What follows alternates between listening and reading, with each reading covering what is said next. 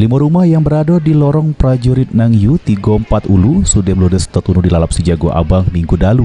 Kejadian kemotongan ini disebabkan karena ada sikok rumah yang ditempati oleh Zakaria sudah melupa midam ke kompor gas.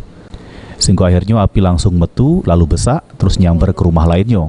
Petugas pemadam kebakaran Kota Palembang yang datang ke TKP dibantu warga sekitar langsung berusaha jinak ke api.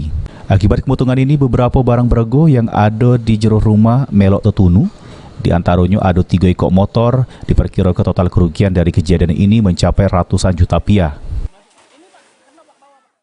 Dugaan sementara lagi api dari tabung gas. Tabung gas? Ya. Rumah siapa, Bu? Rumah Zakaria. Zakaria. Dia ini apa jualan apa cak mana? Kurang tahu, masalahnya rumah itu kosong. Oh, kosong, ada uang. Tapi pacak masak juga, mungkin ada uangnya kali ya?